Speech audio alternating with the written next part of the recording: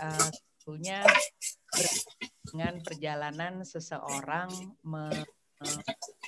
ekspresi aspirasinya dalam karya. Nggak harus. Biasanya tuh kalau orang ngomong karir, di kepalanya yang langsung muncul itu harus berkaitan kerja di organisasi, kerja di korporasi, gitu. Karir. Tapi bagaimana seorang mengekspresikan dirinya, mengekspresikan aspirasi dirinya dalam bentuk karya. Dan itu artinya bisa di mana aja. Sebagai aktivis komunitas, sebagai employee, sebagai bisnis gitu. Pokoknya kalau itu karyanya dengan karya itu dia hidup fisik, jadi ada rewardnya gitu ya. Hidup secara batin, happy gitu, happy, merasa terpenuhi, merasa fulfilled, merasa bisa bahagia menjalani hidup. Nah, karir itu kayak gitu. Nah, kita ngomong yang soal itu. Oke, dan ini saya tertarik dengan kata kuncinya nih Mbak sebenarnya ya. Ada karya, ada ekspresi. Ya Mbak, boleh nggak kalau sedikit lebih eksplor lagi? Sebenarnya bagaimana sih kita akhirnya tuh benar-benar bisa tahu karya apa yang harus kita ekspresikan. Nah, pertanyaan susah ini ya.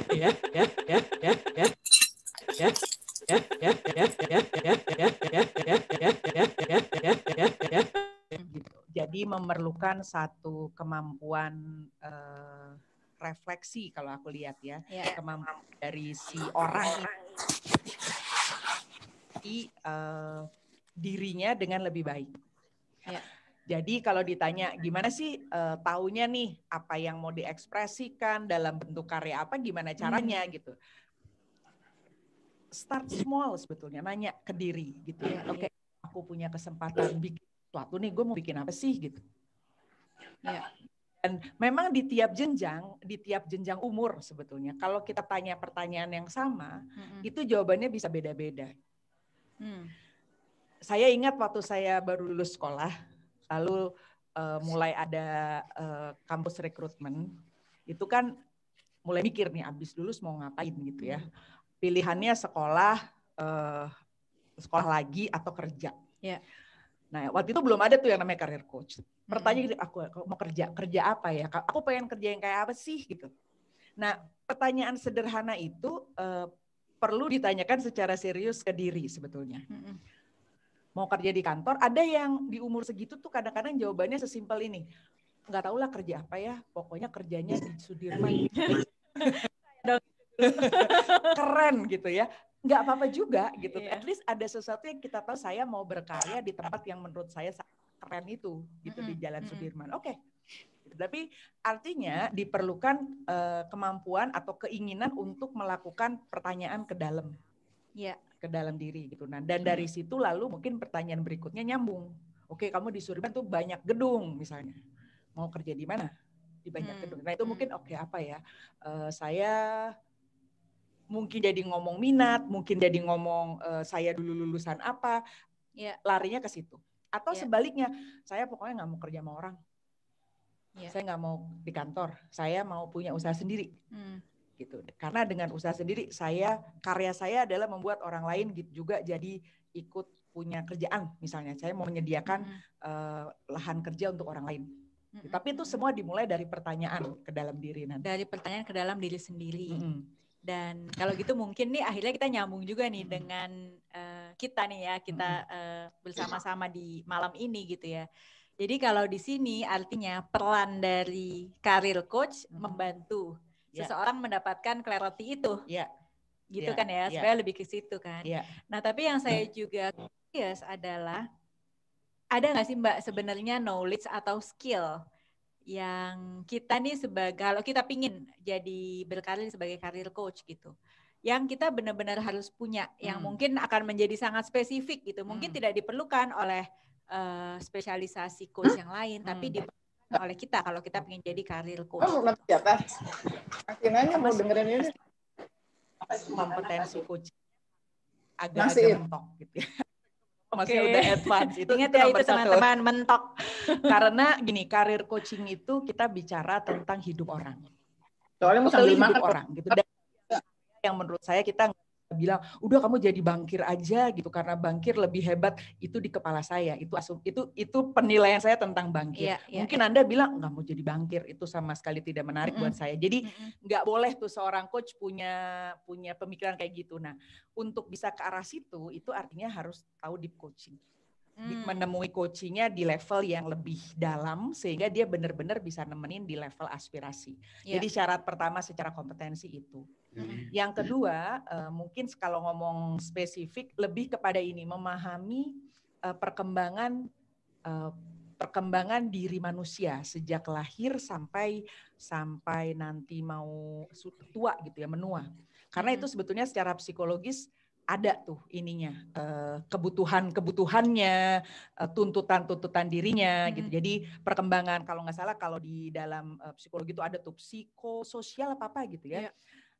Kemudian juga model-model yang hierarki Maslow. Intinya memahami atau belajar tentang berbagai siklus yang orang suka alami, proses hidup yang orang suka alami. Gitu, itu akan membantu kita sebagai seorang career coach memahami coach kita itu lagi ada di mana dalam perjalanan kehidupannya. Gitu. Oke. Nah, berarti kalau seperti itu ya Mbak, untuk memahami perkembangan itu gitu, apa tuh Mbak yang spesifik banget yang mungkin jadi kita bisa ambil gitu loh? Maksudnya dari apa perkembangan itu? Iya. Sebetulnya gini, kalau gimana cara kita belajarnya tuh untuk akhirnya kita jadi tahu benar-benar dan kita akhirnya expert gitu loh di bidang itu. Sebenarnya banyak baca, banyak ngobrol gitu ya. Dan kedua banyak refleksi ke diri juga karena banyak hal yang terjadi dan banyak observasi sebetulnya. Iya. Dulu waktu zaman saya sekolah, ini kan ada pergeseran ya. Kalau dulu zaman saya sekolah nggak kepikiran tuh saya lulus sekolah bikin usaha. Hanya sedikit sekali orang yang mungkin berpikir jadi usaha. Bahkan jadi pengusaha itu bagi sebagian besar orang tua tuh suatu profesi yang riskan. Sekarang semua anak muda mau jadi startup, mau jadi entrepreneur gitu ya. Jadi satu banyak baca ya, karena proses perkembangan itu studi perkembangan itu ada tebak. Tapi perubahannya terjadinya ini demikian cepat. Jadi memang kemampuan mengobservasi itu jadi penting gitu. Oke. Gitu.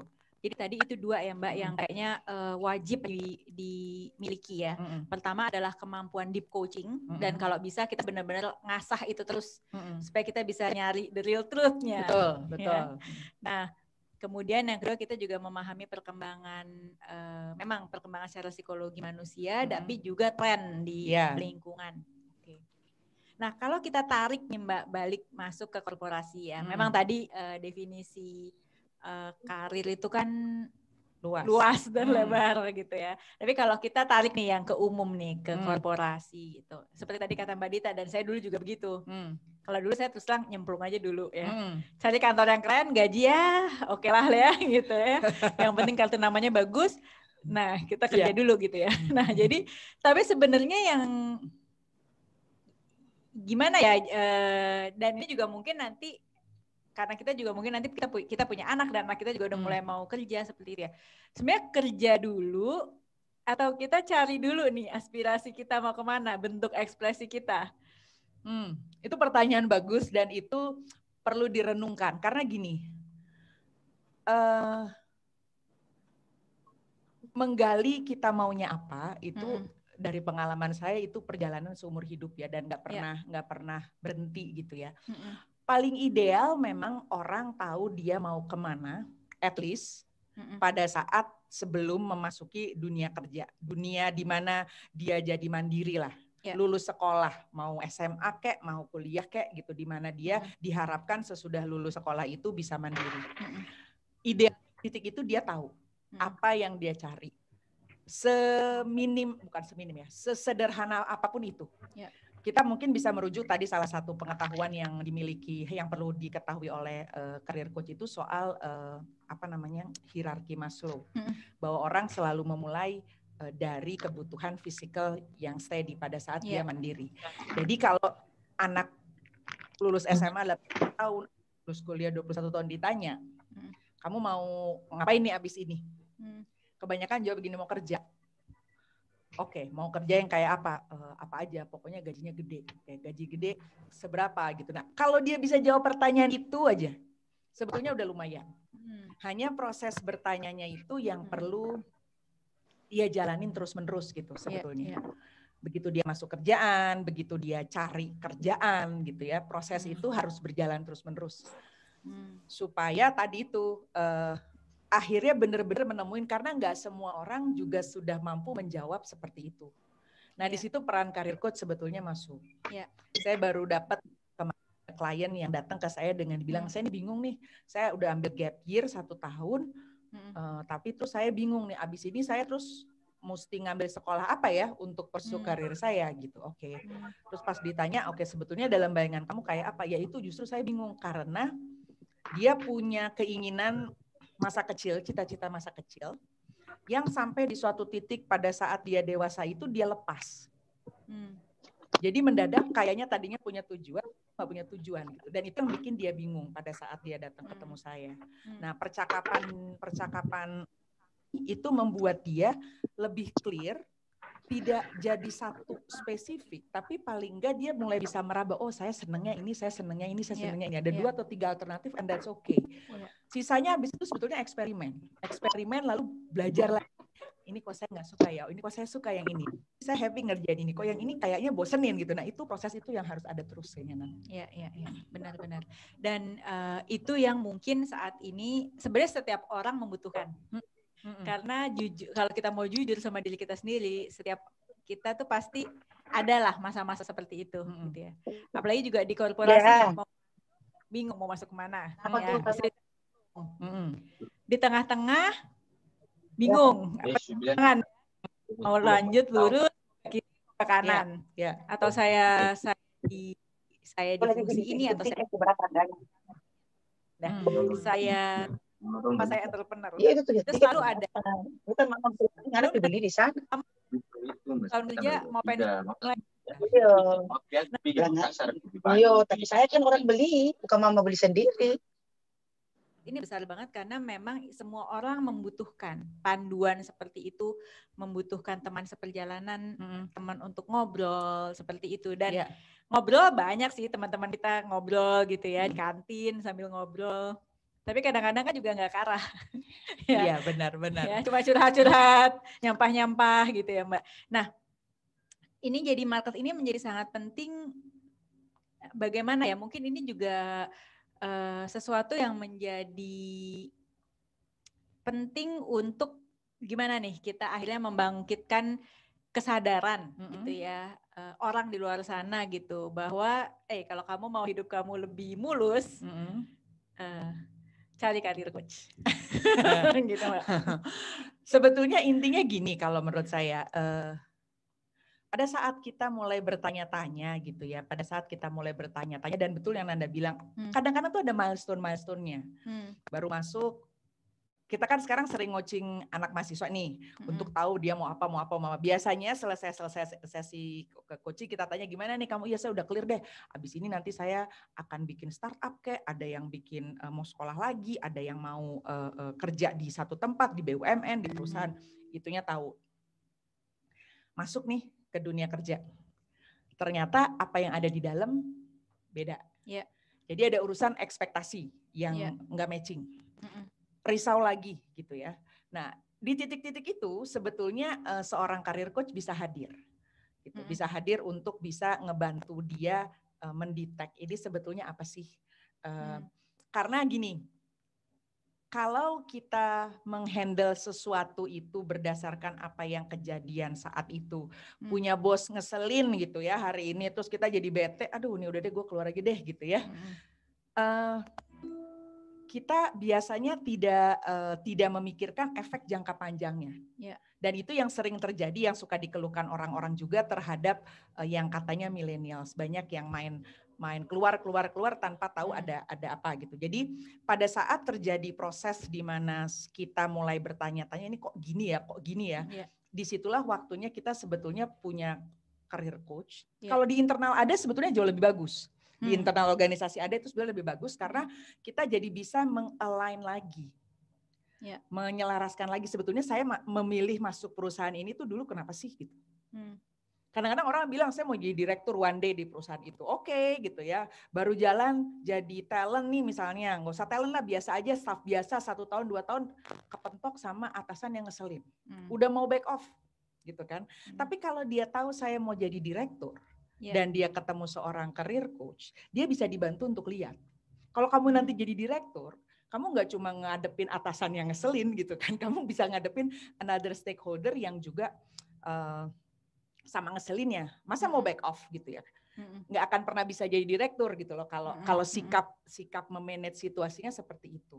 Jadi seorang career coach bisa membantu dia untuk melihat sebetulnya momen-momen pembelajaran apa yang dia dapat di setiap titik yang akan membantu dia tetap mendukung ke arah tadi itu aspirasi pribadinya.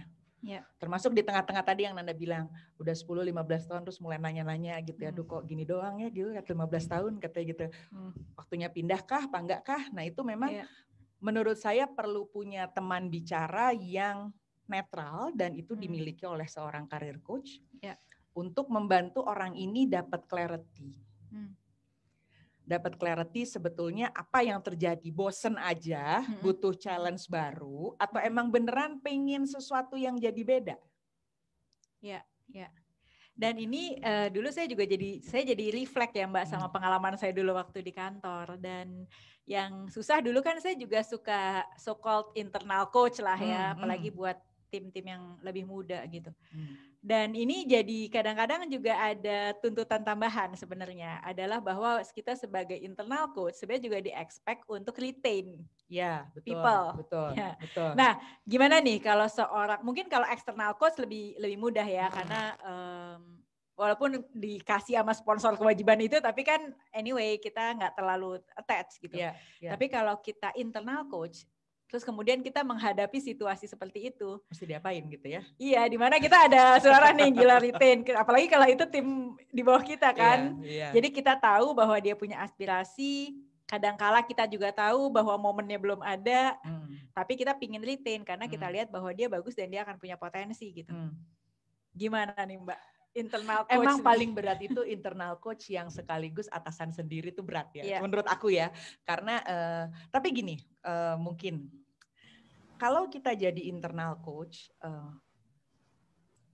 biasanya kan katanya orang pergi dari company itu bukan ninggalin company-nya, tapi ninggalin bosnya.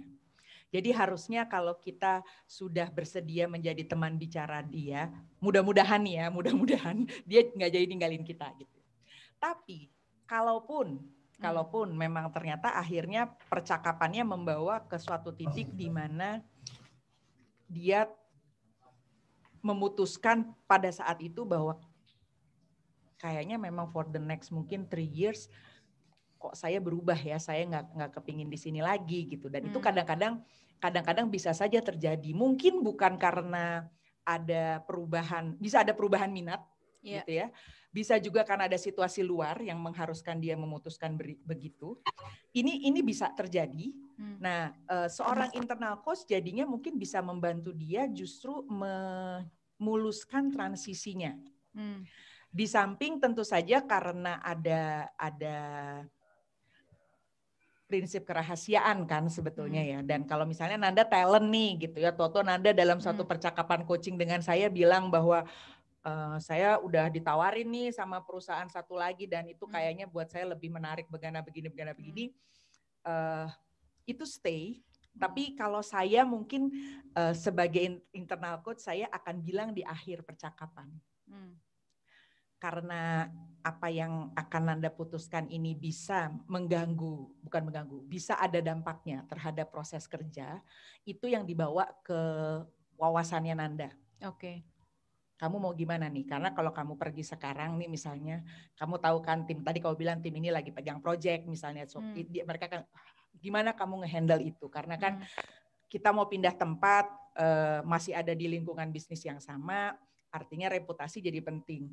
Iya. Gitu. Jadi mungkin lebih kepada akhirnya memfasilitasi itu semua. Jadi mikirnya nggak cuma udah saya mau cabut, tapi juga memastikan bahwa perginya dia dari organisasi ini tidak meninggalkan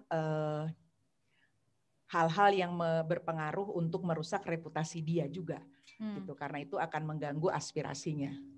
Dan mungkin juga kalau perlu, mungkin kita bisa tanya, nih kamu kapan punya plan ngomong misalnya gitu. Iya. Gitu. Apakah kalau karena saya tahu misalnya, apakah kamu bolehkan saya bicara langsung gitu misalnya, karena ini kan perlu cari pengganti orang sekali berkamu nggak gampang misalnya gitu. Nah itu bisa dibicarakan di sesi coaching jadinya kalau yang di internal ya.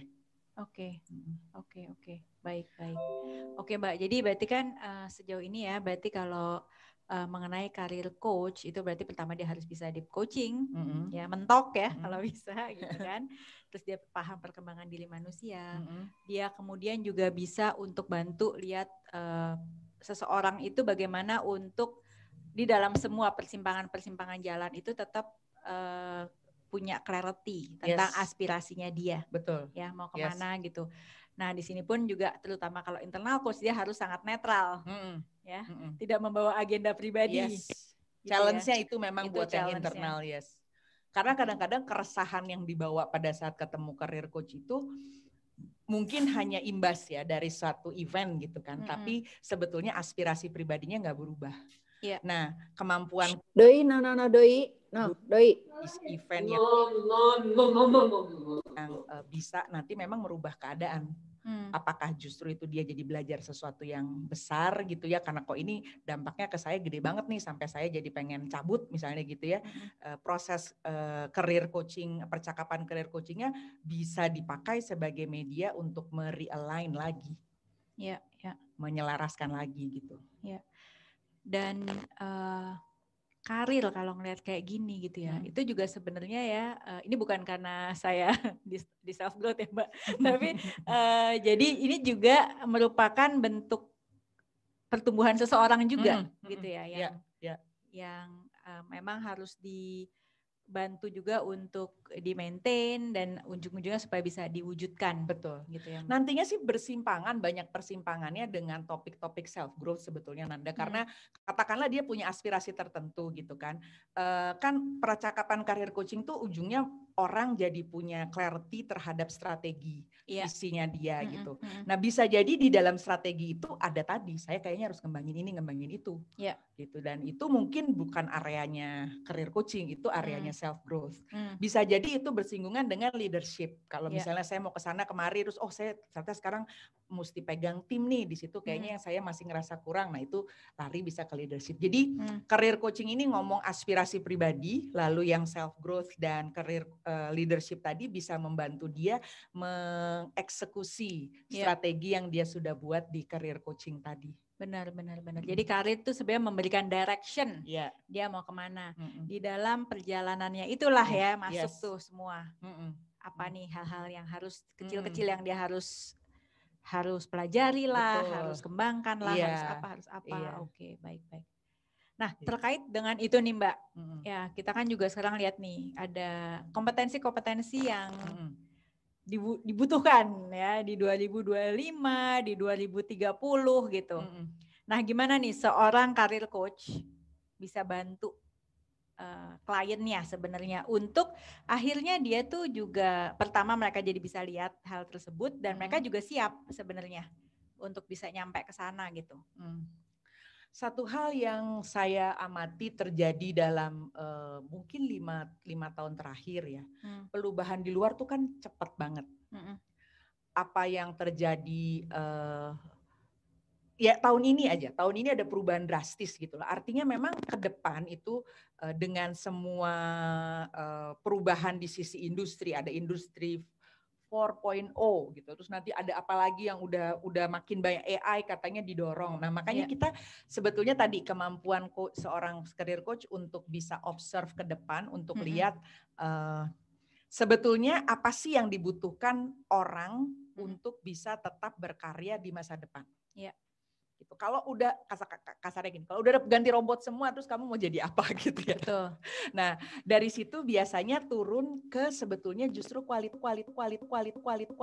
kualitas diri inilah yang bisa dibantu didiskusikan dalam proses percakapan coaching sehingga si orang ini bisa siap gitu loh menghadapi tadi 2030, 2040, 2050 gitu ya yang mungkin situasinya pun kita nggak bisa bayangin sebetulnya sekarang bakal kayak apa gitu Nan.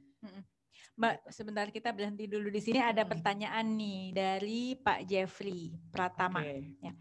Mau tanya coach, sebenarnya lifespan atau scope dari seorang karir coach itu seperti apa? Karena dari yang saya dengar tadi ternyata cukup luas ya. Bahkan dapat mendampingi orang dalam perkembangan karirnya. Saya asumsi bahkan skopnya bisa mulai dari saat orang pertama masuk atau fresh grade sampai orang itu pensiun. Apa benar? Itu dulu deh mungkin. Gimana Mbak? Benar banget Pak Jeffrey.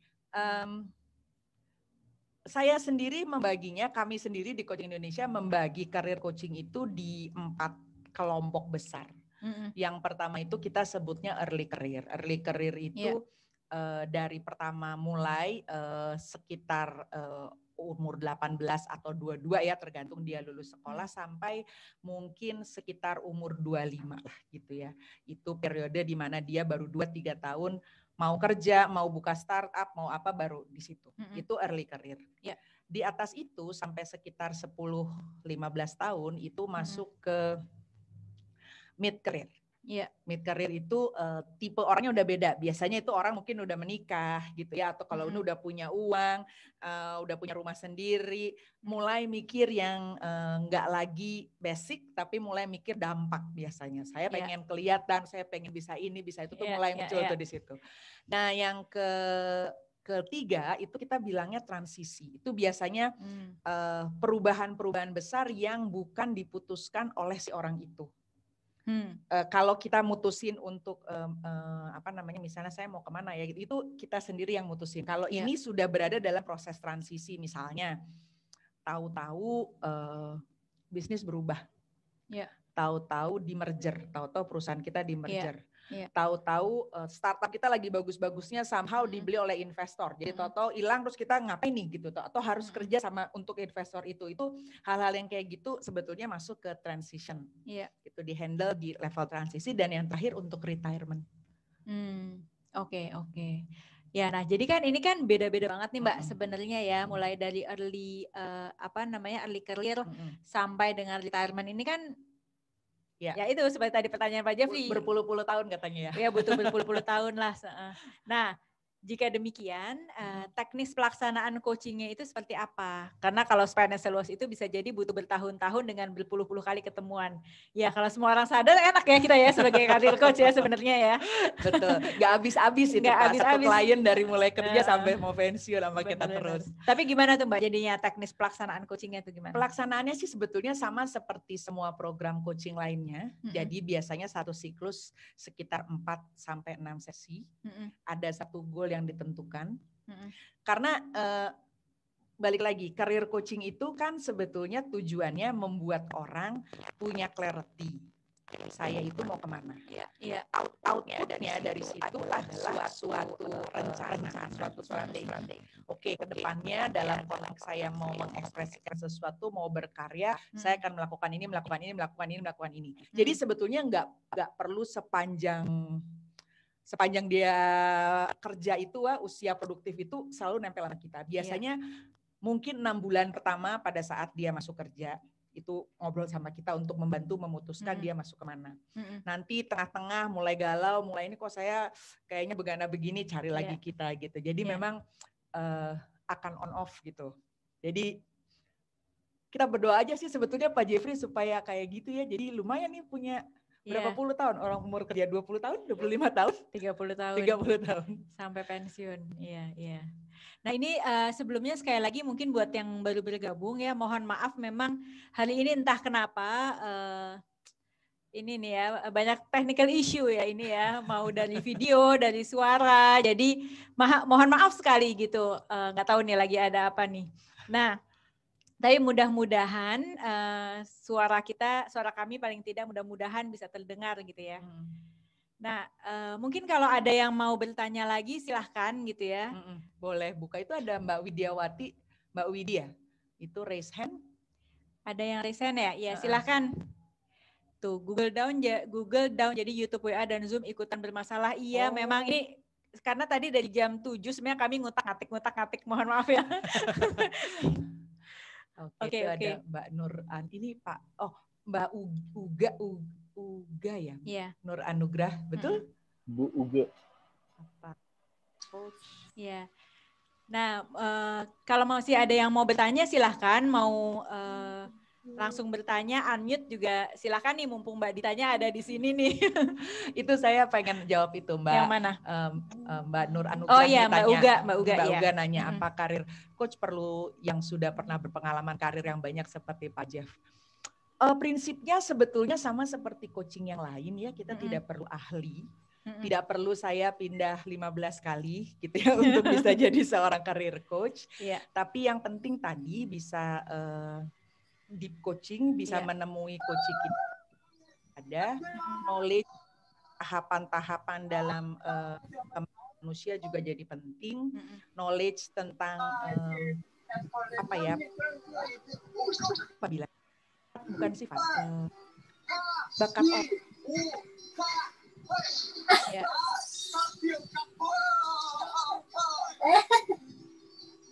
Nggak harus, kalau 20 tahun di organisasi yang sama bisa jadi career coach nggak gitu ya? Bisa, tenang aja, selama tadi bisa masuk ke deep coaching dan bisa menemui coach di mana dia berada. Iya. Nah mungkin Mbak Dita juga bisa jelaskan lebih lanjut nih Mbak. Apa sih sebenarnya yang dimaksud dengan deep coaching? Gitu. Ini karena ini sebuah terminologi ya, dan jadi mungkin juga teman-teman definisinya beda-beda gitu ya. Jadi apa nih sebenarnya maksudnya Mbak Dita nih deep coaching? Deep coaching itu ini terminologinya suka dipakai Mas Al nih ya. Ini ada Mas Al nggak di sini? Nanti gue salah lagi ceritanya. Nah, nanti kalau salah tolong ya Pak Bos. Mas Al diberesin ya. Tolong dijawab. Tapi gini, deep coaching itu pada dasarnya kalau orang ngobrol dengan coach, itu selalu membawa sesuatu yang dia kenali di atas permukaan. Iya. Dia bosan, dia bawa isu biasanya. Saya dari dia yang bosan. Saya baru lulus nih, saya mau kerja apa di sini. Jadi dia bawa isu sesuatu yang ada di atas permukaan, yang dia bisa kenali, dia rasakan langsung saat itu, aware gitu ya. Itulah yang kerasa bosan, kerasa nggak tahu mau ngapain, kerasa bingung, kerasa mungkin tarik-tarik, apalah pokoknya kerasa yang memang betulan kerasa. Nah itu dia datang ke kita. Deep coaching itu sebetulnya proses di mana dari permukaan itu, dari sesuatu yang memang dia rasakan di atas, di luar, itu kita ajak dia masuk ke dalam. Apa yang bikin kamu ngerasa begitu? Karena biasanya itu yang orang-orang jarang pikirin, gitu ya. Dia cuma mikir, saya bosen nih, kayaknya butuh tantangan baru. Gitu. As if kalau dapat tantangan baru selesai. Nah, deep coaching membantu kita mengeksplor dulu bosannya itu datang dari mana. Sehingga dari situ bisa ketahuan waktu dia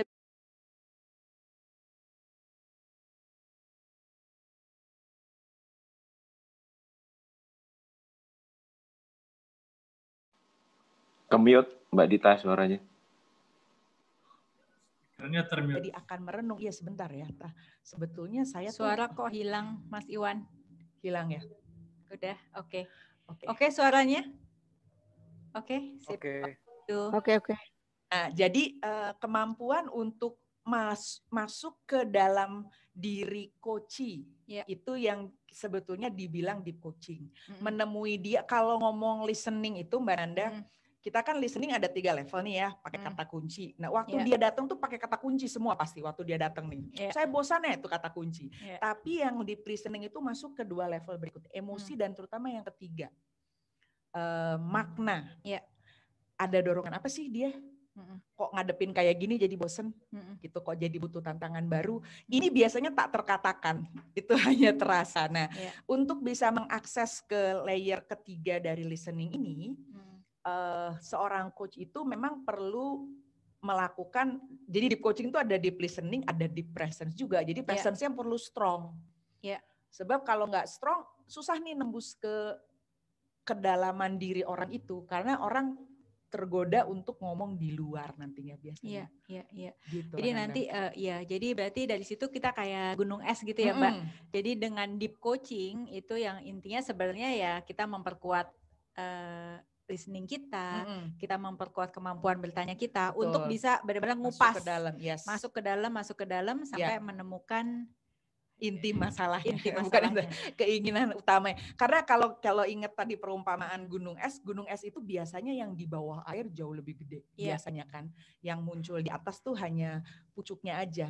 Nah, deep coaching tuh mirip kayak gitu. Apa yang terkandung di dalam kita, keinginan kita, aspirasi pribadi, visi kita tentang hidup kita itu kadang-kadang tersembunyi di bawah. Gitu. Oke, baik. Nah, ini boleh ditutup ya. Oh, ini ada beberapa orang. Oke. Nah, menurut Pak Sewaka ada pertanyaan ya. Saya lihat di sosmed LinkedIn ada beberapa orang label career coach yang juga membantu pembuatan CV fresh graduate serta membantu brandingnya juga. Apakah ini termasuk career coach juga? Gimana tuh, Mbak Dita? Memang istilah career coach atau career advisor itu sudah ada bahkan sebelum coaching lumayan marak ya. Tapi kalau saya perhatikan yang namanya career coach itu pernah nanya nih apa sih sebetulnya yang dikasih di career coach? Itu seperti latihan untuk membuat CV, menghadapi wawancara, dites kekuatannya lah, bakatnya kemana gitu ya. Lalu dari situ tanpa percakapan yang mendalam sebetulnya. Jadi kalau Bapak tanya ke saya gitu ya Pak Sewaka ya, sebetulnya itu belum disebut career coach. Karena kalau kita ngomong coaching, nomor satu tuh kita kan harus ada creating awareness baru. Awareness tentang apa sih kalau soal career ini? Awareness tentang itu kamu tuh maunya apa gitu. Karena bikin CV, kalau kita nggak tahu kita mau masuk ke perusahaan mana, sama juga bohong gitu ya. Bikinnya mesti kayak apa nih? Karena kan mungkin melamar ke BUMN akan beda gayanya dengan kalau melamar ke misalnya industri kreatif, misalnya. Atau dia mau melamar untuk atau menjawab wawancara ke perusahaan multinasional, mungkin akan jadi lain juga gitu.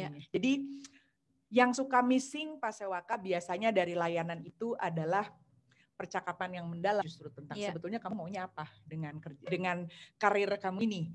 Nah itu yang harus ada dulu kalau mau nyebut karir coaching. Di atas itu baru kita bantu untuk bikin CV dan menjawab wawancara itu jadi lebih relevan. Iya. Oke. Nah ini jadi juga nyambung nih pertanyaan dari Pak Petrus. Kupasnya hanya dengan menggunakan pertanyaan untuk deep coaching. Kupasnya hanya dengan saya sih iya ya. Kalau saya sih yes. Sebetulnya gini Pak Petrus, kita bisa pakai beberapa alat gitu ya, beberapa. Kadang-kadang ada coach yang datang misalnya gini, aduh saya mau career coaching nih, ya apa nih topiknya? Nih saya bawa, misalnya saya udah ambil tes, ada tuh tes untuk memperlihatkan kamu tuh kecenderungannya apa, harus dia bawa ke kita. Nih, ini mesti diapain gitu kan.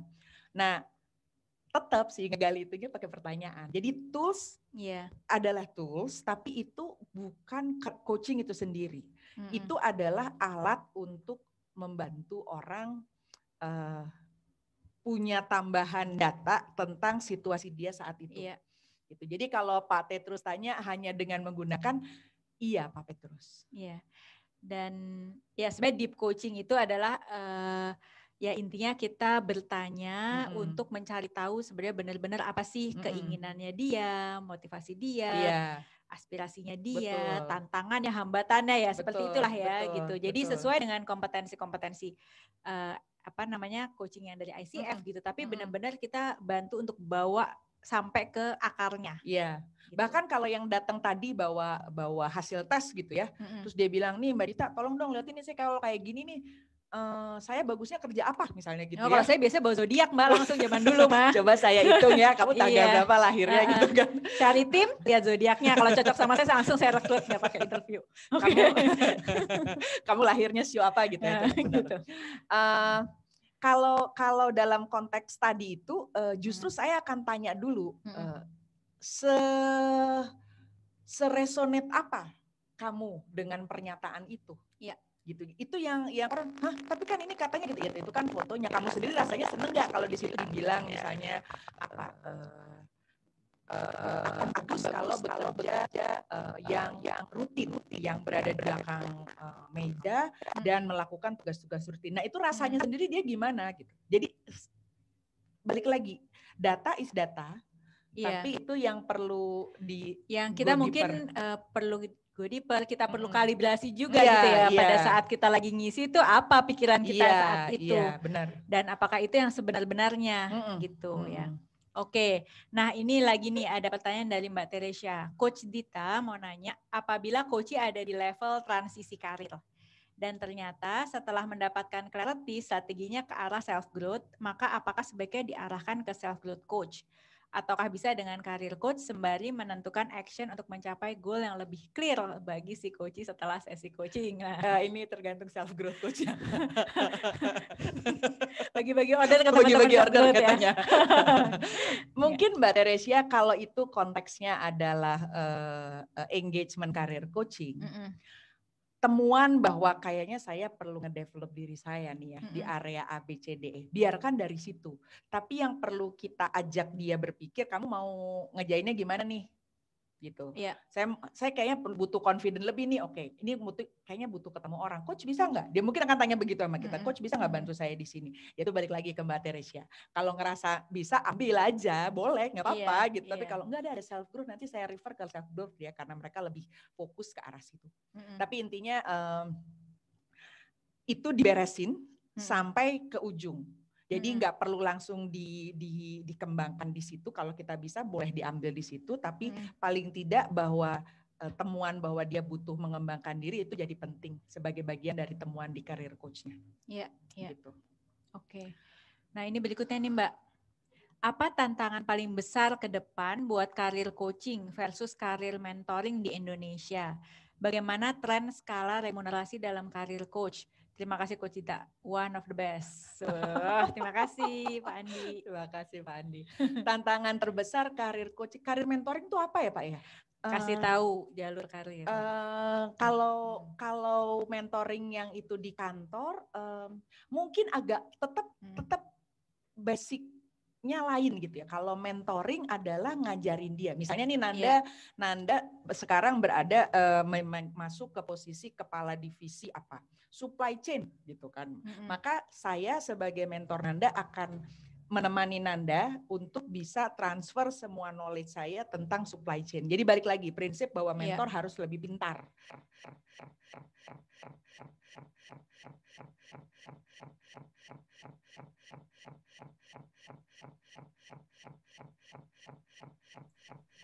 Di tempat saya audionya hilang lagi ya? Iya, sama.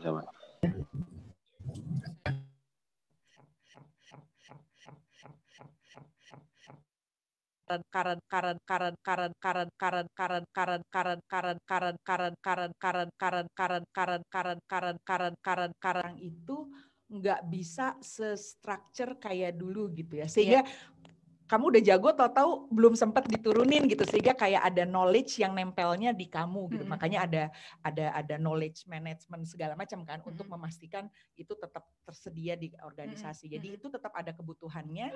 Career coach akan semakin luas karena sekarang anak mahasiswa itu mulai cari tuh career coach. Iya.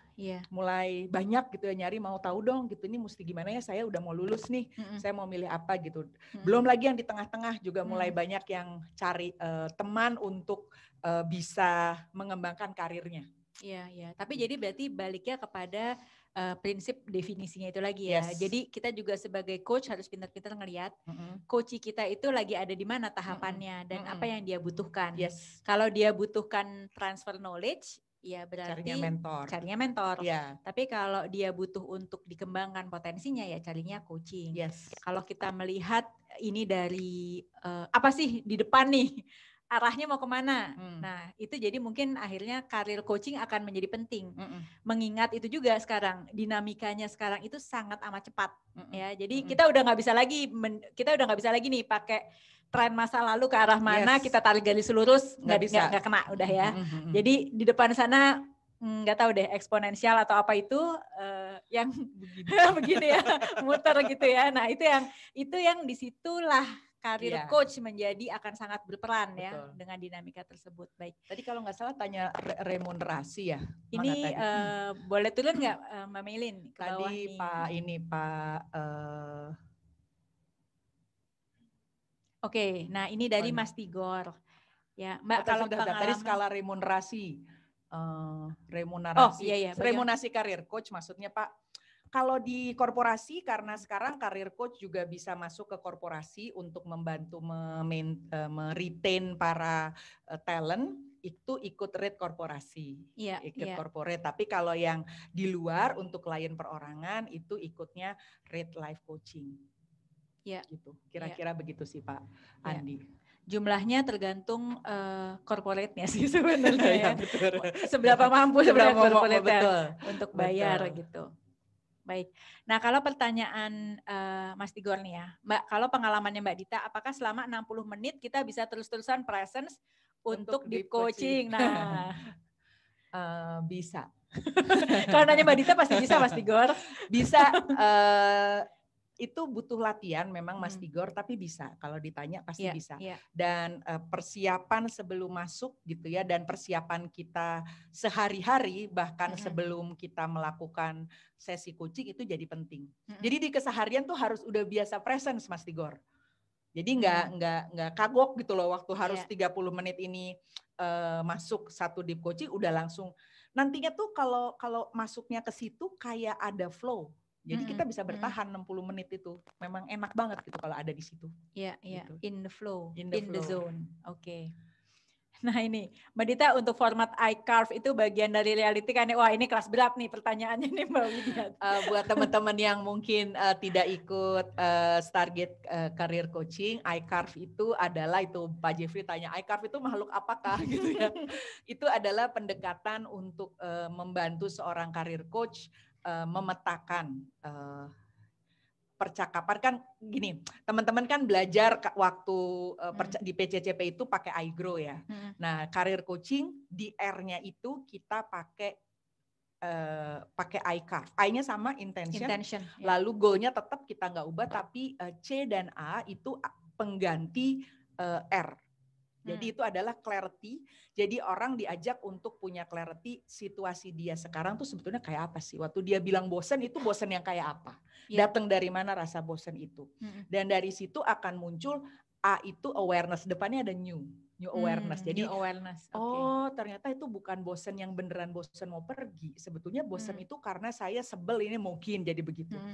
Dari situ RVI-nya itu ada di bawah O, options. Karena orang bisa jadi memilih untuk merealisasikan sesuatu, mewujudkan sesuatu dari new awareness itu, bisa create vision, atau bisa memilih untuk mengekspresikan sesuatu. Gitu. Jadi ini sebetulnya lebih alat bantu untuk beberapa orang kadang-kadang butuh framework gitu supaya lebih kebayang. Jadi kalau reality itu di CA-nya Mbak Widi, sementara RVI itu di O-nya. Oke. Nah dari Mbak Uga lagi nih, Coach Dita bagaimana mengidentifikasi kalau Coach benar-benar sudah clear terhadap aspirasinya? Bisakah Coach masih berubah-ubah goals-nya karena misalnya masih di early stages atau mungkin malah sedang dalam proses transisi? Ditanya aja Mbak Uga. Kamu sendiri sekarang gimana rasanya dibandingkan dengan waktu sebelum kamu ketemu saya kemarin gitu misalnya, atau tadi dari percakapan kita ini. Se-happy apa? Hilang suaranya katanya. Oh hilang suaranya. Tes. Oke. Sip. Makasih. Se-confident apa kamu ngejalanin ini. Dan memang be aware, kadang-kadang yang namanya clarity itu bukan satu hal clear, ABCDFG-nya jelas. Enggak, kadang-kadang enggak gitu. Bahwa dia bilang, saya masih belum tahu sih mesti mutusin yang mana, cuman paling enggak sekarang udah narrowing down. Udah makin kecil shortlist-nya. Tadinya terlalu lebar, sekarang udah tinggal 4 atau 5. Ya udah, nggak apa-apa gitu. Itu udah bisa selesai sesi coaching-nya. Gitu. Dan memang itu berubah-ubah gitu ya, karena juga akhirnya mengikuti dinamika. Dan orang itu kan memang ditakdirkan untuk selalu berubah, berkembang, bertemu dan berkembang ya. Betul. Jadi memang kita berharap setelah sampai satu titik kita nggak berhenti, tapi kita terus set another goals gitu ya. Gitu. Nah, dari Pak Sewaka nih, Coach Dita tadi disebutkan bahwa karir coach bisa beririsan juga dengan self growth dan leadership. Jika kasusnya kebetulan anggota tim di kantor, 3 level di bawah saya. Namun saat ngobrol dengan saya nampaknya self growth harus dibenahi terlebih dahulu. Setelah self selesai, maka saya juga berperan sebagai karir coach. Apa ada saran untuk melakukan tahap lainnya? Karena internal tidak mungkin cari profesional.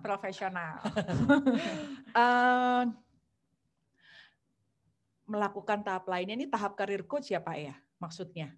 Dan mungkin tahap lainnya, mungkin tahap leadership atau tahap apa gitu. Kalau menurut saya sih memang akan ada 3 pembicaraan mungkin, tapi core-nya di karirnya itu. Gitu.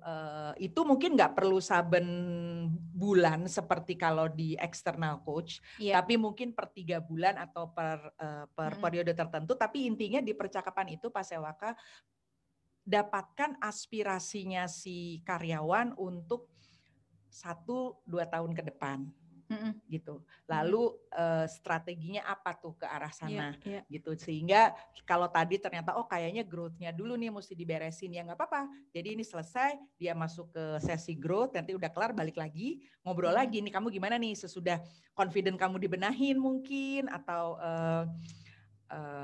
super soul-nya ketemu gitu ya.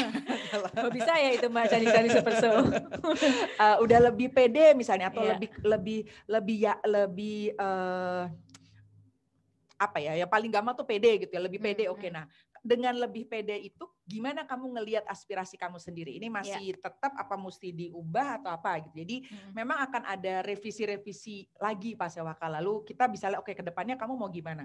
Dan karena internal Bapak sebetulnya bisa pindah-pindah, hari ini ngomongin karir gitu ya, nanti pas ketemu lagi leadership-nya mungkin yang dipoles gitu. Dan kalau saya juga sebenarnya ngelihatnya tuh jadi ini kayak anggap aja ini satu coaching plan jangka panjang ya. Habis itu kita cut kecil-kecil ya. Jadi sesi 1, sesi 2, sesi 3 ngomonginnya apa? Self growth misalnya. Beres ngomong lagi ya sesi 4, sesi 5, sesi 6 gitu. Iya, betul. Ya. Apa ini? Oke, Coach Dita, kita yang alumni PCCP apakah sudah bisa melakukan deep coaching atau menjadi career coach atau life coaching atau harus memperdalam lagi ke CEC? Apakah alumni CPC juga bisa menjadi career coach? Mohon arahannya. Idealnya sih kalau ditanya bisa apa enggak sih bisa-bisa aja gitu ya. Cuman memang idealnya memang mengambil CEC Mbak Monica. Karena di situ di-drill bagaimana melakukan deep coaching. Dan bagi teman-teman yang sudah mengambil CEC mungkin bisa bilang bahwa it's totally different game gitu loh ya coachingnya pada saat kita masuk ke CEC ini. Gitu ya. Terutama sebenarnya memang jadi CEC kita nih bulan lalu ya, bulan apa ya? Bulan Oktober, September atau Oktober gitu ya. Jadi kita sebenarnya kita fine tune lagi, jadi lebih deep gitu ya. Jadi nanti kalau teman-teman di sini sebenarnya udah ada yang pernah ngambil CEC tapi mau resit untuk jadi lebih paham lagi gimana sih caranya tuh tadi masuk layer by layer untuk bagaimana benar-benar kita bisa bangun deep presence yang konsisten. Bagaimana kita bisa deep listening, deep evoking awareness, aneka rupa deep itu gitu ya, silahkan gitu. Nah bagi yang belum mungkin memang akan sangat menarik sih gitu ya. Akan sangat menarik dan kita akan bermain di level yang berbeda sebenarnya jadinya. Lebih ini jadinya kalau sudah belajar deep coaching itu lebih powerful coaching kita biasanya. Dari pengalaman saya. Kalau saya juga sebetulnya dulu memulai kan waktu baru selesai PCCP.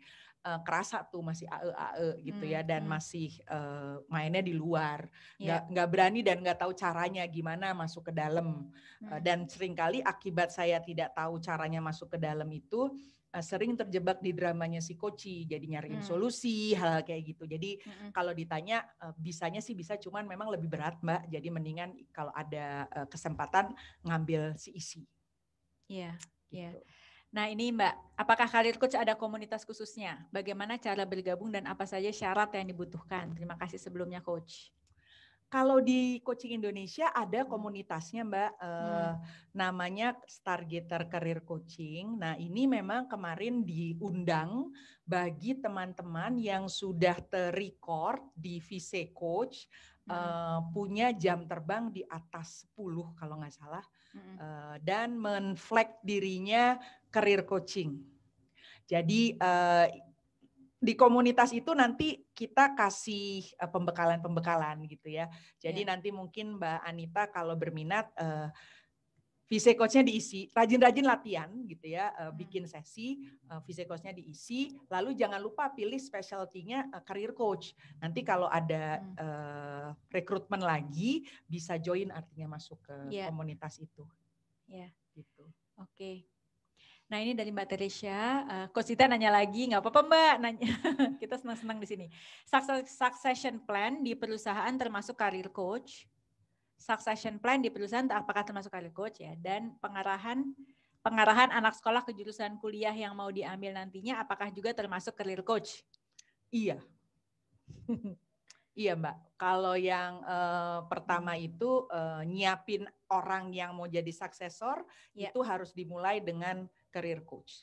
Sehingga kita bisa nangkep benar dia sendiri ngelihatnya gimana nih, karena dia mau disiapin nih untuk ke sana, dia sendiri punya aspirasi apa, itu di-combine dengan spesifikasinya organisasi, karena biasanya ada kompetensi tertentu, bagaimana dia melihat dirinya terhadap spesifikasi itu, sehingga dari situ nanti bisa keluar strateginya. Kemudian yang jurusan kuliah yang mau diambil bisa juga masuk career coach. Karena kalau kita tadi balik ke definisi awal ya, sebenarnya apa sih karir itu? Karir itu sebenarnya adalah bentuk ekspresi seseorang gitu. Betul. Ya, dalam bentuk karya gitu kan. Jadi memang luas sekali. Luas sekali gitu. Dan akan sangat bagus sih ya kalau untuk anak-anak SMA misalnya mau ngambil jurusan kuliah apa. Ya, jadi bisa kebayang, emang kamu bayanginnya nanti kalau udah kelar mau kuliah apa atau mau kerja apa, itu jadi membantu mereka untuk tidak memutuskan hanya karena jurusan itu teman saya 20 yang daftar gitu. Karena sekarang banyak yang kayak gitu, pas udah di dalam terus bingung sebetulnya kenapa saya ngambil ini gitu ya. Itu jadi penting. Cari yang paling susah masuknya itu saya daftar. Gitu ya.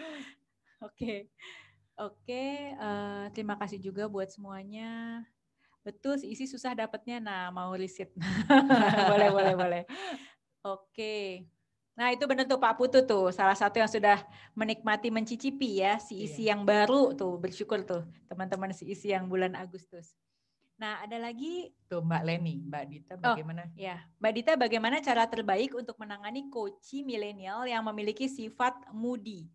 Pernah punya pengalaman dengan coachee seperti ini karena setiap masuk sesi coaching galaunya berulang.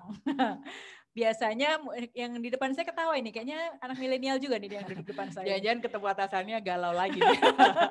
Biasanya muncul saat kembali berinteraksi dengan atasannya. Apakah career coach harus menemui atasannya juga? Nah loh. Kalau posisi kita sebagai career coach, Mbak Leni, saya justru akan lebih prefer mungkin ngomong sama si coachee milenial ini. Maksudnya gini, kita kadang-kadang bilang anak milenial itu moody gitu ya. Tapi apa benar moody? Mungkin kita juga waktu seumur mereka juga moody sih dulu gitu loh. Cuma dulu nggak banyak pilihan gitu ya. Jadi maksudnya tuh keluar masuk company nggak gampang gitu kan. Jadi orang mikirnya, aduh susah banget nanti musik lama. Pola pikirnya lain. Jadi temui dia di situ. Jadi di sini deep coaching jadi penting. Waktu kita bilang moody, itu datang dari mana sih moodinya? Dia mau ngomong apa dengan moodinya itu gitu. Itu yang kita perlu ajak dia omong. Lalu kalau dia bilang dia galau saban ketemu atasannya, apanya yang bikin dia galau? Ini di-align dengan kamu sebetulnya kalau ngelihat diri kamu 5 tahun dari sekarang, 10 tahun dari sekarang mau jadi orang yang kayak apa gitu. Saya mau jadi pemimpin nih misalnya gitu. Saya mau jadi kayak bos saya itu ngeganti, malah lebih tinggi lagi bosnya dia tuh. Saya pengen jadi kayak bosnya dia. Oke. Dan apa yang terjadi sekarang ini gimana membawa kamu ke arah situ? Karena kalau ada di situ kan bisa aja situasinya sama juga gitu ya. Jadi hal-hal kayak gitu jadi penting. Jadi belum tentu Mbak Leni perlu menemui atasannya. Yang penting kita sudah menemui dia di mana dia berada dan diajak ngelihat sebetulnya apa sih yang ngedorong kamu ngerasa bersikap moody seperti itu. Apa yang mau kamu ungkapkan dengan kamu moody seperti itu? Kamu pengennya atasan kamu gimana sama kamu? Iya, iya. Gitu-gitunya mungkin Iya. perlu lebih Jadi dieksplor. mungkin balik lagi ke coaching mindset-nya ya. Betul. Coach the betul. coach ya. Yes, bukan the problem. Bukan the problem. Oke. Terus apalagi nih? Si Isi bukannya ada di bulan Februari 21 kan? Iya, Mas Nizar. Ya, ditunggu. Mas Nizar udah daftar ya? Oke. Iya, sudah isi Love Leadership sama bisnis, berarti nggak masuk di Targeting Career Coach kah? Belum, Mas. Belum, Mas. Ya itu masuknya Love Leadership dan bisnis. Ya. Mbak Mirna tanya, si Isi setara dengan CBC. Yes. Setaranya setara, hanya sudut pandang yang dipakai agak lain karena CBC itu lebih spesifik terkait dengan bisnis. Jadi dinamika deep coachingnya itu dinamika di dalam bisnis, yang mungkin nuansanya agak lain ya karena ada framework bisnis yang harus juga dimiliki oleh si coach gitu. Tapi kalau ngomong setara dalam arti yang ikut CEC atau CBC itu kita harap sudah punya basic PCCP, itu iya. PCCP atau SCCP itu iya. Jadi itu lanjut, tingkat lanjut. Iya. Kapan CEC yang akan datang? Itu ya 21 Februari. CEC itu bulan Februari 2021. Pak Petrus nanya apa tuh CBC ya? Kalau CBC itu Januari ya. Oh, Pak Petrus CEC. Pak Petrus nanya CEC. Oh, CEC ya, Februari. Coach Sita, bolehkah dijelaskan lagi perbedaan career coach dan life coach? Terutama life coach karena sebenarnya saya tidak terlalu interested dengan career coach, tapi belum tahu life coach itu skopnya apa saja. Apakah jika kita sudah CEC sudah memiliki kapasitas untuk jadi life coach ya? Oke. Life coach itu induknya career coaching sebetulnya. Jadi career coaching itu bagian dari life coach, Mbak Monica. Karena topiknya life coach itu in general adalah topik-topik personal. Gitu, dan career itu personal. Jadi meskipun kita di-hire oleh company untuk menjadi career coaching, itu jarang yang grup gayanya itu harus one on one biasanya. Jadi kalau ditanya bedanya itu karir itu bagian dari life coach. Life coach itu isinya banyak, ada tadi di atas sudah disebut ya, ada love, ada parenting, ada self growth, ada wellness, itu yang ada di Coaching Indonesia. Apakah jika sudah CEC sudah memiliki kapasitas untuk jadi life coach? Yes. Karena di CEC diajari cara tadi deep coaching, dan untuk bisa jadi life coach itu teman-teman perlu tahu deep coaching, perlu bisa deep coaching. Ya, gitu. Nah ini kan tadi kan kita juga banyak juga ngomongin ya mengenai career coach. Nah bagaimana kita kalau kita balik nih Mbak, membangun gimana tadi membangun karir seorang coach, membangun karir sebagai coach, nah gitu.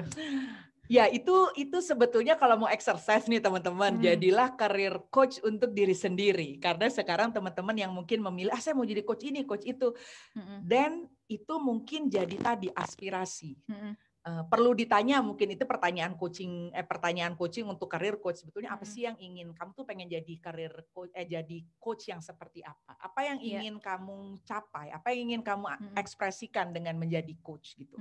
Apa aja yang jadi nanti perlu disiapin. Jadi proses menjadi coach itu pun kita bisa perlakukan sebagai karir kita, dan dari situ mungkin nanti teman-teman terinspirasi untuk saya artinya mesti numbuhin mindset ini ya, karena ini kan jadi kerjaan saya nih gitu, jadi tempat saya berkarya, saya mesti belajar ini, mungkin saya harus invest ini, saya harus join ini, join itu gitu. Tapi coba dipikirkan kalau yang bilang, aduh saya pengen jadi pengen jadi coach ini, coach itu, kalau itu dianggap karir. Apa sih yang teman-teman ingin ekspresikan, apa yang jadi aspirasi teman-teman, apa yang teman-teman, dampak seperti apa yang teman-teman ingin ciptakan, itu di-digest dulu. Siapa tahu muncul mindset, karena soalnya gini, coach itu kan self-employed ya Nanda, jadi perlu belajar juga untuk bisa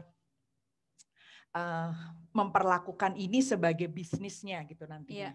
Gitu. Jadi apakah ini nanti ditambahin ke mungkin yang bisnis teman-teman udah punya atau berdiri sendiri, itu jadi bisa lebih clear kalau kita memperlakukan karir kita sebagai coach itu sebagai topik karir coaching. Kan? Iya, dan itu menjadi step pertama lah ya buat kita juga untuk mengexercise itu, mencoba menjalani itu dulu sendiri. Betul. Oke, baik. Ada pertanyaan lagi kah? Ya, boleh. Monggo. Ada yang buka mic tadi ya? Kalau dari pengalaman Mbak Dita sendiri nih ya sebenarnya ya, apa sih yang bikin Mbak Dita tuh jadi tertarik nih untuk benar-benar mengambil spesialisasi karir coach ini? Sebetulnya karena saya mengamati karir saya sendiri. Ya. Gimana bilangnya ya? Jadi waktu saya pertama lulus, itu kan nggak ngerti lah yang namanya karir. Saya cuma bilang gini, saya cuma mau kerja di satu tempat yang di Indonesia itu nggak ada duanya, saya bilang. Ya. Itu waktu saya mau lulus tuh. Kenapa? Emang kenapa kalau nggak ada duanya? Model-model BI gitu kan, tuh nggak ada duanya kan, udah cuma satu ada BI. Iya tapi nggak mau BI. Kenapa? Nggak mau gitu. Pokoknya saya waktu tuh kriterianya cuma gitu doang tuh. Ya.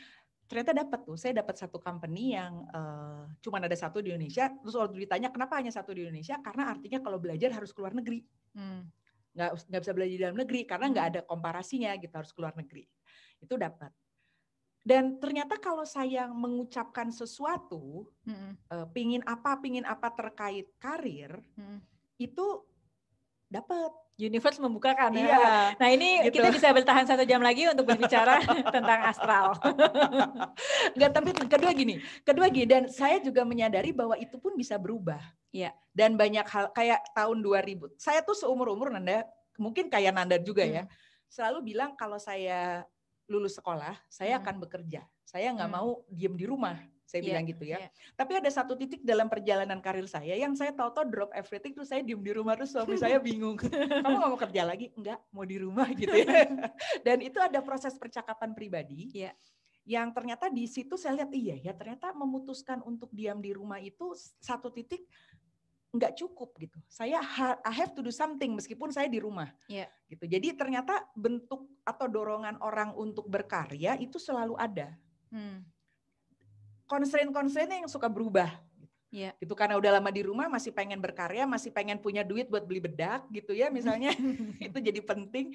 Jadi perjalanan itu sebetulnya yang membuat saya kayaknya nih ya kalau nemenin orang untuk ngobrol tentang itu, membuat dia menjalani sesuatu yang mungkin dari masa kecilnya gitu ya nggak pernah kewujud, pengen dia wujudkan, itu akan sangat menarik. Jadi aku suka banget emang ngobrolin karir nih sama orang-orang. Iya. Udah ada satu klien tuh. Mbak Dita kayaknya aku perlu nih karir coach dulu dari Mbak Dita, benar. Iya. Dan memang benar sih sebenarnya kalau saja ya banyak orang-orang di luar sana menyadari gitu ya. Pasti jadi itu langkahnya lebih lebih jelas gitu, lebih jelas, ya. Nggak trial and error terus betul. gitu. Dan yang lebih penting itu bisa lebih mampu menghadapi tantangan yang datang. Ya. Saya pernah punya klien tuh ya, dia pingin jadi profesional HR, dia suatu hari pengen jadi direktur HR yang dikenal mampu menghandle semua situasi sulitnya orang HR. Nge-layoff, kena merger, segala macam itu dia mau. Jadi dia masuk ke perusahaan-perusahaan yang kayak gitu. Suatu hari dia di satu perusahaan punya bos baru. Bos baru ini dari unit kerja yang non HR, auditor apa kalau nggak salah. Terus dia ngomel panjang pendek, kalau dia bilang sama saya mau keluar. Loh kenapa? Saya bilang ini bos saya nggak ngerti sama sekali soal HR. Oke, terus dihubungkan dengan kalau kamu keluar sekarang ya, nanti kalau kamu hubungkan dengan kamu mau menjadi direktur HR yang bisa menangani situasi itu, terus gimana? Iya, itu menodai CV saya ya, dia bilang gitu. Oke, jadi terus gimana? Mungkin saya harus ngelihat ini sebagai tantangan. Kalau saya harus menghadapi difficult people, harus gimana? Gitu. Nah, kayak gitu sebetulnya yang aku pingin lihat di lebih banyak orang gitu, tahu mau kemana, sehingga nggak terombang-ambing dan bisa melihat kalau ada sesuatu ini bisa ngebantu apa untuk mencapai tujuan besar aku gitu. Iya, dan dia bertahan nih dengan impiannya itu ya Mbak ya. Iya, begitu. Oke. Statement terakhir dari Mbak Dita asli jelek. Ya. Diam di rumah bukan berarti nggak berkarya, benar. Setuju. Sebagai seorang perempuan mendukung saya feminisme. Oke. Memutuskan untuk keluar dari comfort zone butuh waktu yang cukup untuk memutuskan dan melalui self coaching. Yes, Pak Putu bicara dari pengalaman ini. Saya tahu Pak Putu baru memutuskan untuk keluar dari comfort zone ya Pak Putu ya. Luar biasa itu perjuangannya tuh. Iya. Salut memang. Salut. Baik. Ada lagi mungkin yang ingin bertanya? Oh ini. Punten Coach Dita, tadi di awal Coach Dita sempat jelasin mengenai hierarki Maslow yang mempengaruhi tahapan karir. Itu seperti apakah penjelasannya? Maafkan tadi saya kurang konsentrasi di jalan. Oke. Hierarki Maslow itu teman-teman kalau yang belum familiar itu adalah satu piramida yang menjelaskan kebutuhan dasar orang. Yeah. Jadi 2 level di bawah itu kebutuhan fisikal. Itu ada sandang, pangan, papan gitu. Lalu baru dari situ tuh ada security dan safety. Lalu di atasnya ada self esteem gitu ya. Lalu di atas lagi yang lebih tinggi tuh self apa sih namanya tuh? Itu pokoknya udah lebih lebih spiritual gitu ya kesannya. Nah, orang itu pada dasarnya mengikuti itu dibuat karena dari pengamatan Maslow seperti itulah kebutuhan orang. Artinya kalau kebutuhan fisikalnya ini terganggu, maka kebutuhan untuk mengekspresikan diri yang terletak di level ke-3 ke atas itu. Dan ujungnya self actualization itu ya Mbak. Itu mungkin belum bisa diwujudkan. Ya. Gitu. Karena itu kalau kita bicara dengan anak muda yang baru memasuki dunia karya, dunia kerja, itu ngomongnya di 2 level terbawah dulu. Physically mereka secure, ada uang buat makan, ada uang buat punya rumah, bisa beli baju gitu ya. Lalu ngerasa aman, ngerasa safe, itu dapat dulu. Makanya nggak apa-apa kalau mereka bilang mau kerja yang dapat gajinya 12 juta, 50 juta. It's okay karena ada di situ. Nggak bisa langsung saya mau create dampak gitu. Nggak semua, ada yang bisa begitu ada, tapi nggak semua. So mungkin itu Mbak Anita. Jadi dengan tahu hierarki itu, kita bisa memetakan sebetulnya dia ada di mana. Dan seringkali kalau katakanlah ada orang PHK, sesudah dengan COVID ini orang PHK, dia udah 15 tahun kerja, karirnya bagus misalnya.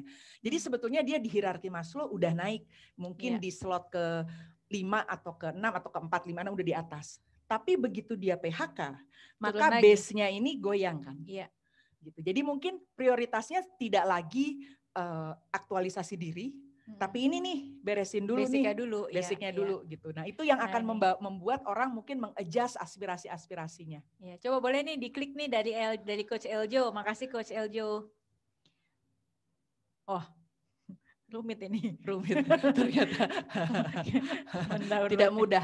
Terus di-download dulu kayaknya ya. Iya.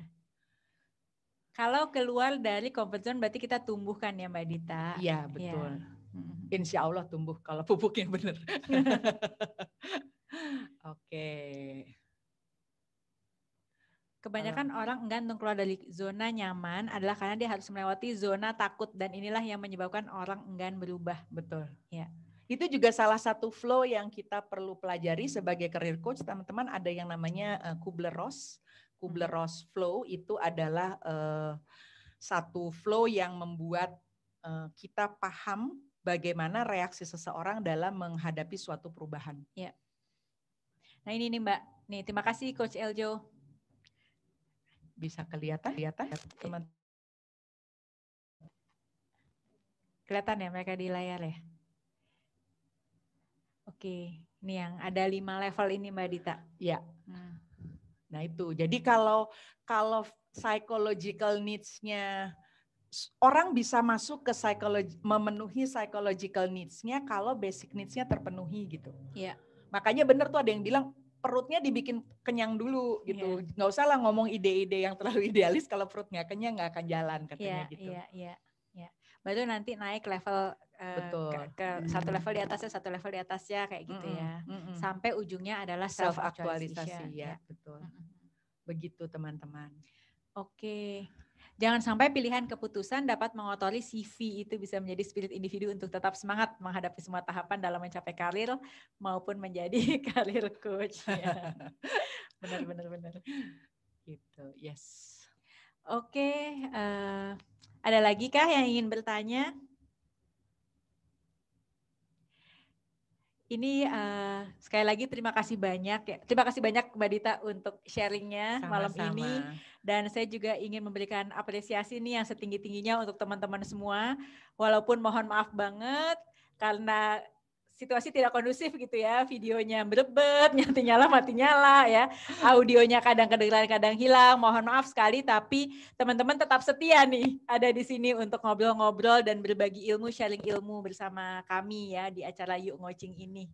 Gitu, terima kasih banyak. Terima kasih banyak loh. Dan nah itu apa tuh tadi? Nah itu berlaku juga buat sang coach yang self talk ya benar. Ya betul. Oh ini Mas Irfan nih kalau jagonya masalah kurva-kurva ini Mas Irfan nih. Kubler Ross. Makasih Mas Irfan. Ini bagaimana sebenarnya seseorang itu ya tahapannya gitu ya. Jadi ada isu terus dia denial dulu. Ya, marah dulu, denial apa tuh saya lupa tuh. Sampai akhirnya dia accept gitu ya. Iya, betul. Oke. Oke. Iya, nah sekarang karena udah hampir jam 9 gitu ya, tinggal 3 menit lagi. Kalau tidak ada pertanyaan, jadi sekali lagi terima kasih banyak. Dan pingin sekali nih foto-foto bersama ya, karena ini kayaknya mutlak kudu harus ya. Harus ada ini. Karena kita udah kumpul-kumpul segini banyak orang, terima kasih banget untuk kesetiaannya dan kesediaannya. Di tengah apa tadi, naik turunnya sinyal dan naik turunnya sinyal dan seperti kurva Kubler-Ross tadi itu. Oke, mungkin bisa kita lihat di itu ya, gallery view. Gallery view boleh nih, Mas Iwan, Mbak Melin. Kita foto-foto dulu. Kalau bagian foto tidak boleh. Oke. Tunggu. Belum Mas Oni, belum Mas Oni. Oh, belum. Belum kata Mas Oni. Mungkin juga boleh sih di unmute sekarang gitu. Kita juga kangen loh dengar suara-suaranya teman-teman. Dan palsu. Lipstick. Serius 90 orang kangen suaranya. Orang Bali berisik banget. Banyak orang Bali di sini. Temennya Bang Oni tahu. Tembus 100 loh. Tuh, Okay. Yang sih? hostnya jadi nge-freeze kalau kita ngomong. Nah, kan. Hanya suaranya kedengeran atau freezing. Coach Irfan di pantai. Oke.